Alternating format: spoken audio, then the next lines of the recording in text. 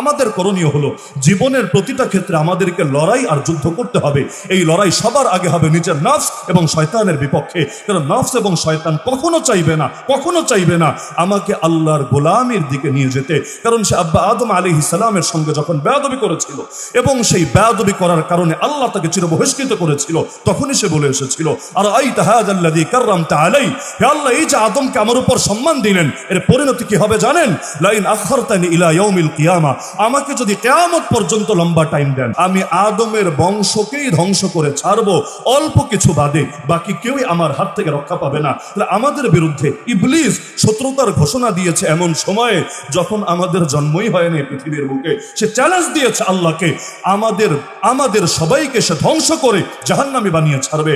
আমরাও চ্যালেঞ্জ দিব ইবলিসকে, ইবলিস তুই তোর চেষ্টা চালিয়ে যা, কিন্তু ইনশাআল্লাহ সুম্মা ইনশাআল্লাহ আমাদের আদি পিতার উপর তুই যেমন বিজয়ী হতে পারিস নাই, আমাদের উপরও কখনোই বিজয়ী হতে পারবি না।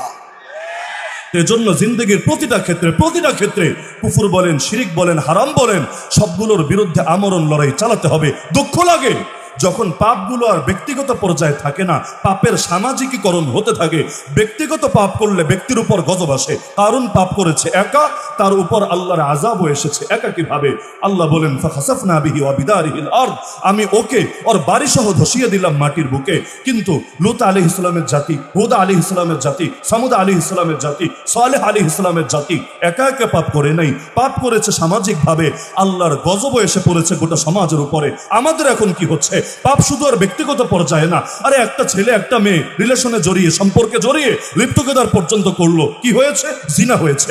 আল্লাহর গজব যদি আসে কার উপরে আসবে? এই ছেলে আর এই মেয়ের উপরে আসবে। কিন্তু যদি বেশ্যাখানার লাইসেন্স পর্যন্ত দেওয়া হয়ে থাকে, রাষ্ট্রীয় নিরাপত্তা দিয়ে যদি বেশ্যাখানাগুলো পর্যন্ত পালা হয়ে থাকে, এমনকি কেউ আন্দোলনে নামলে তাদেরকে জঙ্গি ট্যাগ দিয়ে জেলে পর্যন্ত ভরে রাখে, তখন কিন্তু এই পাপ আর ব্যক্তিগত পাপ থাকে না, এই পাপ জাতীয় পাপে পরিণত হয়ে থাকে। সুদ, আপনি একটা সুদ খেলেন, আপনি একটা সুদের ভিত্তিতে ঋণ নিলেন, এর ভিত্তিতে আপনি ব্যবসা করলেন, আল্লাহর গজব যদি আসে আপনার একের উপরে আসবে। কিন্তু দেশের অর্থনীতির মেরুদণ্ডই যদি সুদ হয়ে যায়, সুদের ভিত্তিতে অর্থনীতি যদি দেশে চলতে থাকে, আল্লাহর গজব যখন আসবে শুধু আমার আপনার এক ব্যক্তির উপরে আসবে না, গোটা জাতি, গোটা রাষ্ট্রের উপরে আসবে। একইভাবে আল্লাহ সার্বভৌমত্ব মেনে নেওয়া, এটা তো বান্দার ঈমানের 1 নম্বর দাবি। লা ইলাহা ইল্লাল্লাহ মানে আনুগত্য চলবে কার? বিধান মান্য করতে হবে কার?